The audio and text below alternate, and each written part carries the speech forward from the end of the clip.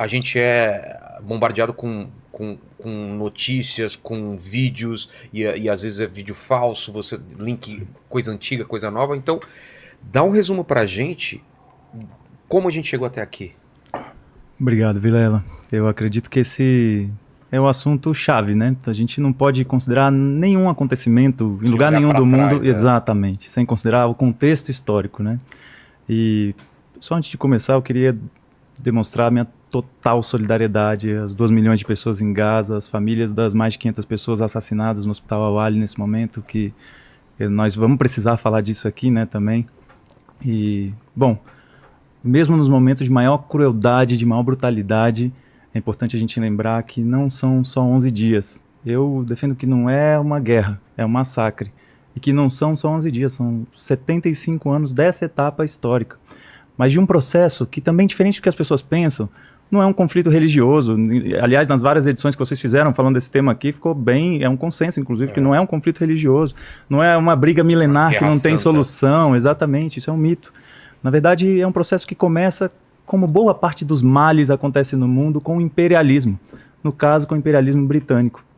A dinâmica da promoção do imperialismo, nessa lógica de dividir para conquistar, acaba promovendo um processo em que a migração sionista, que decide migrar para aquela terra a partir do primeiro Congresso Sionista de 1897, onde se debatia se iria para aquela terra, ou se iria para a Patagônia Argentina, ou se iria para Uganda, ou para outros lugares, e toma uma decisão geopolítica, considerando a localização geográfica, considerando recursos naturais, inclusive o petróleo, e considerando uma série de outros fatores, faz com que aquela migração se intensifique. Naquele processo de chegada da migração mais intensa naquela região, porque até então existia já historicamente, e de forma originária na Palestina histórica, uma população muçulmana, uma população cristã, uma população judaica. 10% da população era cristã e 3% da população era judaica.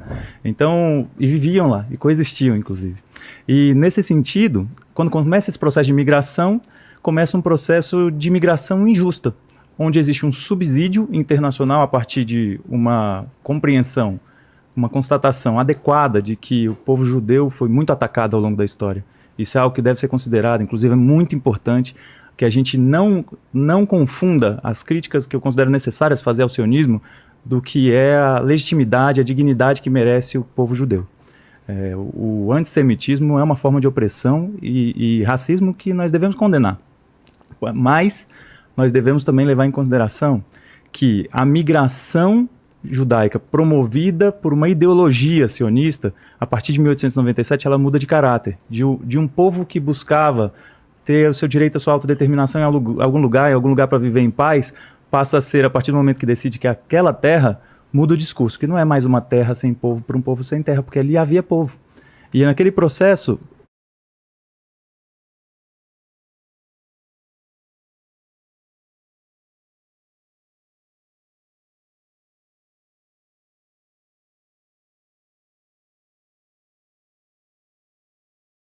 começa a ter um subsídio a partir de setores da alta burguesia europeia, que também são judeus, e inclusive o Barão de Rothschild, por exemplo, subsidiando a compra de terras naquela região, e a compra de terras vai levando à expulsão da população originária de lá, aí a migração sionista começa a dominar não só as terras, mas a força de trabalho, os meios de produção.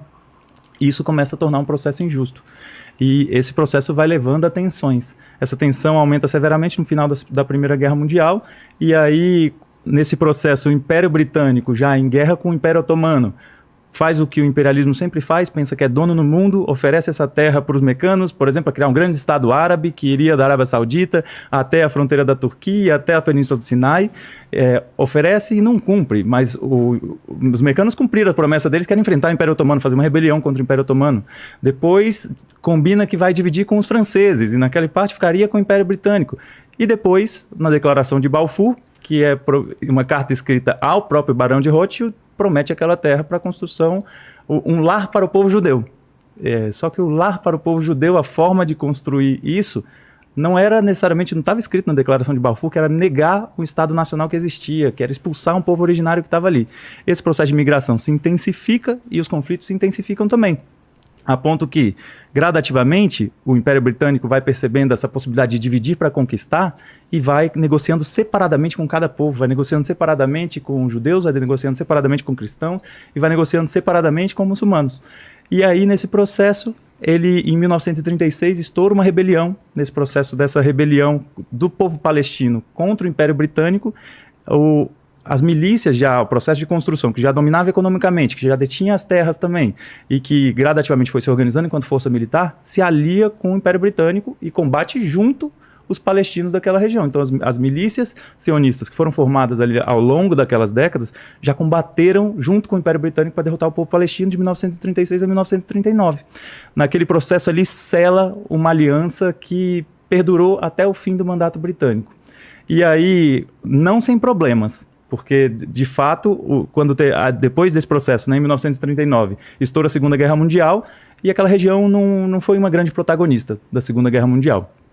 Quando termina a Segunda Guerra Mundial, o mundo inteiro perplexo, indignado com os horrores do Holocausto, promovido por uma ideologia racista, supremacista, que é o nazismo, que nega a existência do outro, que estabelece critérios étnicos para saber quem vai sobreviver, quem não vai sobreviver, e que tem uma ideologia profundamente expansionista de anexação de território, de controle de corpos, de manutenção em campo de concentração. Essa ideologia chocou o mundo. Então, aumenta a pressão sobre o Estado, sobre a possibilidade do povo judeu ter a paz e a autodeterminação sobre um lugar. Só que isso aumenta a tensão na Palestina histórica. E esse processo, a partir do momento que o Reino Unido também, o Império Britânico não sai muito fortalecido da Segunda Guerra, né, sai muito fragilizado economicamente, começa a hesitar, inclusive, para entregar para os próprios judeus a promessa da declaração de Balfour dele, que já era uma declaração que negava ao povo palestino.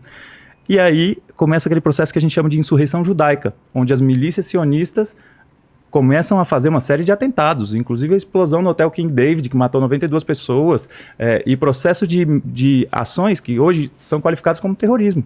E esse processo dessas ações levaram o Império Britânico a entender que não ia conseguir mais gerenciar aquele processo. Entrega para a ONU. Nesse processo da ONU, Israel, junto com o Império Britânico, e já se aliando com seu novo aliado estratégico, que é a nova força hegemônica no mundo, os Estados Unidos, fazem o processo do plano de partição, que é a Resolução 181, onde, a partir daquele momento, o que antes era o Estado palestino, onde coexistiam vários povos e religiões diferentes, a partir daquele momento ia ser definido ali um espaço onde 2 estados existiriam, mas o Estado de Israel ele ficou com a maior parte das terras, mas não só a maior parte geograficamente. Ficou com as principais terras agricultáveis, com as maiores reservas de água e com a maior costa para o Mediterrâneo também. E o território palestino ficou um território não contíguo, uma colcha de retalhos, como a gente diz muito frequentemente quando a gente está pesquisando e estudando esse assunto. E aí isso desata problemas muito graves. Quando vai terminar o mandato britânico, o que o imperialismo faz para condenar de vez aquela região a um processo de um enfrentamento cada vez mais intenso? Ele, no fim do mandato britânico, declara a criação do Estado de Israel e não declara a criação do Estado palestino. E aí acontece o que o povo palestino, os povos árabes chamam de Al-Nakba, a grande tragédia, onde esse conflito, que acontece de uma forma, considerando essa dinâmica de expansão territorial, de tomada do território e colonização, ele expulsa 750 mil famílias árabes das suas casas, palestinas das suas casas. Ele destrói 520 vilas no seu caminho e comete os maiores horrores que aquele documentário Tantura está contando de uma forma que entristece qualquer pessoa que vê. Esse processo leva a muitos ressentimentos e leva a um enfrentamento ali constante naquele processo, né? Então, de fato, naquele momento, expulsa o povo palestino que vai migrando para Gaza e para a Cisjordânia. Isso avança para o que a gente chama das guerras árabes israelenses.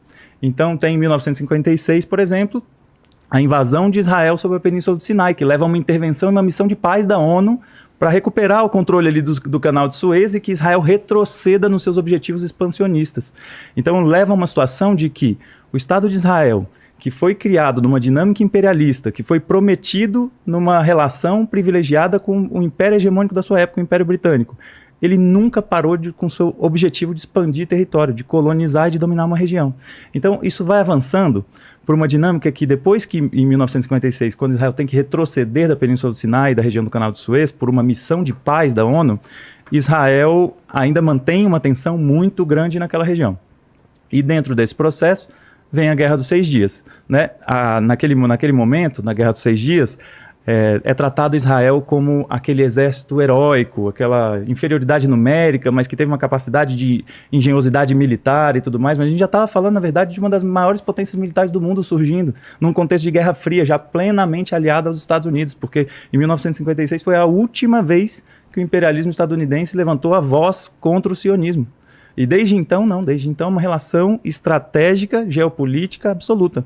E aí a gente, na Guerra dos 6 Dias, Israel toma totalmente, faz ocupação total militar, tanto da Cisjordânia quanto da faixa de Gaza, então o que era Palestina histórica antes, que no plano de partição da ONU, na Resolução 81, já fica a maior parte para Israel. No fim de 1948, 1949, ele já estava além do plano de partição da ONU. Em 1967 ele passa a ter tudo, mas não só tudo ali. Porque o plano expansionista sionista, ele vai além. Então ele tomou as colinas de Golã da Síria e nunca mais devolveu. Então ele tomou parte da fronteira norte de Israel hoje, mas que é considerado fronteira sul do Líbano, e nunca mais devolveu. E tomou a Península do Sinai mais uma vez e devolveu para demonstrar boa vontade. Mas nunca mais deixou de ocupar militarmente a Cisjordânia e a faixa de Gaza. E aí isso avança para um processo depois, ainda tem a Guerra do Yom Kippur, em 1973, e depois disso começa o processo que a gente chama da Primeira Intifada. Quase 20 anos depois... Acabou. Tem bastante coisa ainda? Ou... Não, vou acelerar. Pode finalizar. Tá bom. Quase 20 anos depois da guerra... Porque senão, quando o Nasser estava aqui, ele não cronometrou, e aí quando todo mundo ficava 40 minutos, 50 minutos, e aí dá 4 horas e meia, você vai ficar dormindo. Não, eu vou gerenciar melhor o tempo. Eu tenho feito muita aula pública, muita atividade pública e tudo. Tem que resumir 2 horas e 20 minutos. Né? Exatamente, difícil, não é fácil. E aí, o que acontece? 20 anos depois que Israel começou a ocupação militar total da Palestina histórica, começa um processo de revolta na população, e uma revolta digna, garantida pelo direito internacional, inclusive. Porque o direito internacional proíbe a colonização. O direito internacional proíbe a ocupação militar, proíbe a dinâmica de você povoar um território ocupado, de você deslocar forçadamente civis daquela região. Então, o povo, evocando o seu direito à autodefesa no direito internacional, ele se revolta. E acontece o que chama da Primeira Intifada. E essa Primeira Intifada, ela é enfrentada pelo Estado sionista com uma brutalidade imensa. E só que dessa Primeira Intifada, a gente vai vendo também uma divergência já de orientação política dentro das organizações palestinas, porque existe um fenômeno, que é o orientalismo, que faz com que o Ocidente, a partir de uma construção ideológica, pense que todo mundo do Oriente e da dinâmica dos países árabes, principalmente, que são pessoas violentas, que são pessoas não cultas, submissas a ditadores, que são pessoas monolíticas ali numa dinâmica fundamentalista, sendo que existe uma diversidade política imensa. Existem, por exemplo, ao longo da história da luta pela libertação do povo palestino, organizações que defendiam, como a Frente Popular de Libertação da Palestina, que defende o Estado laico, e que defendem uma dinâmica de acabar com todas as opressões, e que defendem uma dinâmica de acabar com a exploração também, são marxistas. Então, existe uma diversidade imensa na busca por libertação. Agora, algo que é quase consensual, pelo menos é algo de maioria, é que, assim como o direito internacional garante, os povos querem ter o direito à sua autodeterminação e a recuperação do seu território, pelo menos das fronteiras ali do plano de partição da ONU, que em 1967, depois, com a resolução, a ONU foi gradativamente reiterando, a necessidade de voltar para as fronteiras estabelecidas no plano de partição. E aí, o que aconteceu? Em 1987, começa um processo já de disputa política mesmo, porque a primeira geração que fundou a Organização pela Libertação da Palestina, em 1964, já estava envelhecendo, e a juventude que nasceu depois, que não viu aquele processo, aquela dificuldade, já não reconhecia mais naquele processo a principal forma de libertação. E aí isso começa a dar espaço para surgirem outras organizações, e surge uma outra organização muito mais baseada em Gaza, porque vem justamente de uma relação ali com a Irmandade Muçulmana do Egito, que é a organização chamada Hamas. Essa organização, ela vem a partir de um trabalho territorial humanitário, de saúde, de educação, de uma série de outras coisas, mas vem também com uma estratégia de enfrentamento militar ao Estado de Israel, na dinâmica do que o direito internacional diz, que o povo tem direito a lutar para se libertar. Isso, se as pessoas vão fazer o bom uso disso, é outra história, né? Que a gente tem que chegar no que é o 7 de outubro, que é algo que o sofrimento de civis e a morte de civis nós não devemos apoiar nunca, sob nenhuma circunstância, né? Agora, o contexto de surgimento desce de várias outras organizações que pensam um mundo mais justo, mais igualitário, é o contexto de se libertar da dinâmica colonial e do que tanto a ONU, a partir de 2 relatórios importantes da ONU, como a Anistia Internacional e a Human Rights Watch, consideram como regime de colonização e de apartheid. Então vem a primeira intifada, como fruto dessa primeira intifada surge a organização que se chama Hamas. O Hamas ele começa a disputar uma hegemonia política com o Fatah, que era a liderança da Organização pela Libertação da Palestina. Desse processo também avança para os acordos de Oslo. Nos acordos de Oslo, Israel finalmente se compromete a, em algum momento, devolver os territórios ocupados, mas ainda cheio de limitações, negando a soberania, negando o direito a você ter as suas forças armadas, negando a dinâmica do território contíguo e ainda num prazo de pelo menos 7 anos para essa retirada. E isso gera frustrações, porque é um acordo que não garante a autodeterminação de um povo ainda, né? Ainda é um acordo bastante submisso, porque Israel fala que ofereceu a paz 5 vezes, mas sempre foi a paz dos cemitérios. Ou você aceita ou você vai ser exterminado. Ou você aceita a perda de território para além do que o direito internacional te garante como direito, ou você que não quer a paz. Sempre foi assim. E aí, depois disso, 7 anos depois dos acordos de Oslo, em 1993, quando acaba o prazo que Israel deveria deixar os territórios ocupados, e obviamente não deixou, ao contrário, foi colonizando com as colônias, que as pessoas chamam de assentamentos judaicos, estoura a segunda intifada. Mas a segunda intifada não estoura só porque passaram 7 anos, acabou o prazo, mas sim porque o Estado de Israel invade com 1.000 homens a mesquita de Al-Aqsa, com 1.000 soldados, e provoca. Então são processos de provocação e estrangulamento que geram, obviamente, uma resposta popular. E aí, depois da segunda intifada, em 2000, é um processo que é duradouro, né? Ao longo de anos. A intifada não é uma semana, não é um enfrentamento assim, é um enfrentamento mais duradouro. Até porque a correlação de forças é muito desigual. O uso desproporcional da força é uma das principais características do Estado sionista de Israel. E depois desse processo, o mundo já está em uma outra conjuntura. Já caiu há mais de 10 anos o Muro de Berlim, já caiu há quase 10 anos, acabou a União Soviética, foi extinta na dinâmica, foi dissolvida, né, como a gente conhecia, o campo socialista se desfez, e aí os Estados Unidos, como dizia Fukuyama, ia ter hegemonia sobre o mundo, né? E aí começa a guerra contra o terror.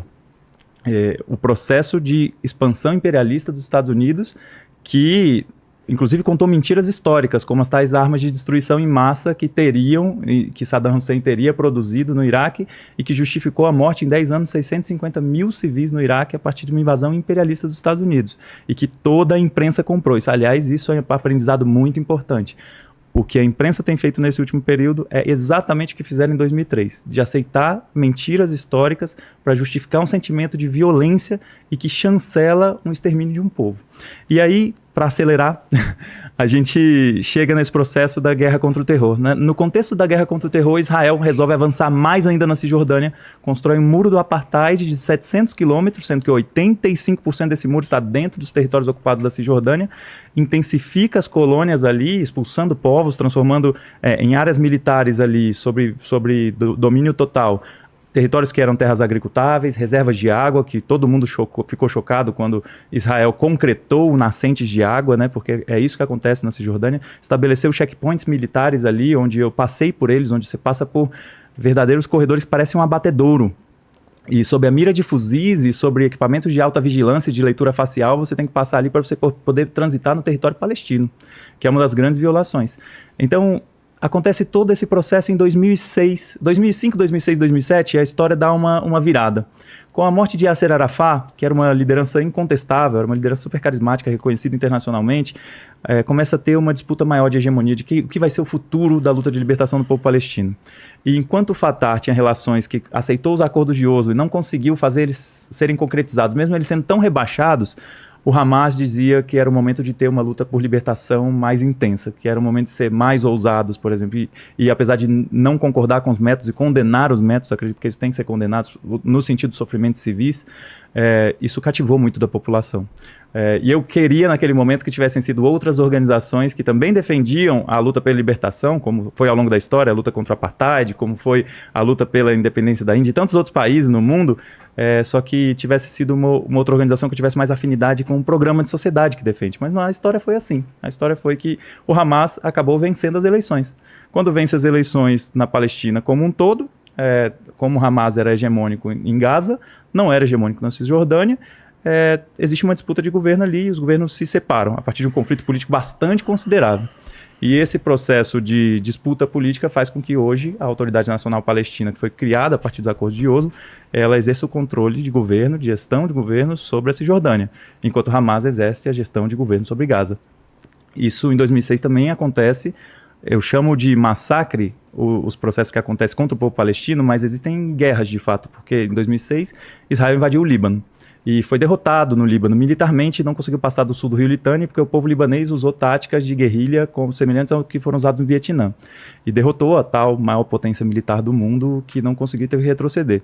Naquele processo, Israel começou o cerco total a Gaza, que se finaliza em 2007 e mantém desde então, há 17 anos, Gaza como a maior prisão sem teto do mundo, com 2,2 milhões de pessoas que... Existe um processo de desemprego de 85%, que só acessa a eletricidade 4 horas por dia antes, porque agora já estão 11 dias sem eletricidade, que a maior parte da população tem problemas nutricionais, que a maior parte da população depende de ajuda humanitária, onde a gente está falando que existe uma preponderância de crianças na questão populacional, em que mais da metade da população é criança e adolescente, justamente porque se morre muito cedo lá, porque tem déficit nutricional, porque 96% da água é contaminada. Então se coloca naquela situação de estrangulamento por 17 anos, sob bombardeios tão graves. Para concluir, em 2014, aconteceram bombardeios muito graves que chocaram o mundo. Em 2 dias, em 48 horas, Israel jogou tantas bombas lá, que foi equivalente a todas as outras bombas jogadas por todos os outros países no mundo no ano inteiro. Em 48 horas, se jogou 1 quilo de explosivo para cada família de 5 pessoas que vive em Gaza. E é muito triste pensar isso, mas o que está acontecendo agora, muitas coisas indicam que está pior. Então, levou para uma situação de estrangulamento, que leva a processos de rebelião sucessivas, e essas rebeliões algumas têm táticas não violentas, algumas têm táticas de agitação internacional, promovem boicotes, desinvestimento e sanções, e outras têm táticas que vão errar muitas vezes, e que, principalmente as que promovem sofrimento civil, e que nós não devemos chancelar. Mas é um povo lutando por sua libertação e que eu espero que cada vez mais, nunca mais sejam ignorados pelo mundo. O 7 de outubro, que é uma data que deve ser condenada pela forma que aconteceu, envolveu o processo de sofrimento civil que nós nunca podemos chancelar. Agora, ela está num ambiente de um povo lutando pela sua libertação, que envolve muito mais do que o Hamas, que é uma organização entre várias e que nem é tão hegemônica assim. Mas envolve um povo tentando derrubar cercas, tentando sair da maior prisão sem teto do mundo e agora está sofrendo um verdadeiro genocídio. Não tem outra palavra. Se o mundo já qualificava como limpeza étnica, se organizações internacionais de direito internacional já qualificava como limpeza étnica, imagine agora o que está acontecendo. A gente está falando de um hospital com 500 pessoas, a gente está falando de 2.838 pessoas mortas até o início do dia de hoje, entre elas 34 membros trabalhadores da ONU, entre elas 37 paramédicos e enfermeiras, e entre elas 11, e agora já subiu para 14 jornalistas. Então, a gente está falando de um crime de lesa humanidade. O mundo, Vilela e André, para concluir, até peço desculpa por ter falado tanto, mas para concluir, o mundo vai falar do que está acontecendo nesses 11 dias. Agora, não vai falar a narrativa da grande imprensa ocidental, que, como em 2003, está mentindo como as armas de destruição em massa. O mundo vai falar do que está acontecendo como falavam do massacre de Soweto, promovido pela apartheid na África do Sul. Vai falar como falavam do massacre de Amritsar, promovido pelo Império Britânico contra o povo indiano que buscava sua independência. E vai falar também como falavam e falam até hoje. Tem que falar do Holocausto e do gueto de Varsóvia, que o povo judeu sofreu na mão de uma ideologia racista, e infelizmente o sionismo é uma ideologia racista, supremacista, e que não pode prosperar. Então eu vim aqui, inclusive eu aceitei esse convite, para poder dizer, gente, para milhões de pessoas, que está acontecendo um genocídio. E podem bloquear todas as minhas redes, que eu vou seguir falando, porque o que importa as redes perto da vida de uma única pessoa, seja palestina, seja israelense, seja moradora da China, seja moradora do Timor-Leste, seja brasileira. Então, acredito que era essa mensagem principal que eu gostaria de deixar. André, é contigo. A gente tinha combinado 10, eu coloquei já 15 para você, mas se precisar um pouquinho mais também, estamos aí. Vou contigo, tentar. André. Vamos lá. Bom, primeiro, obrigado pelo convite, Vilela. Obrigado por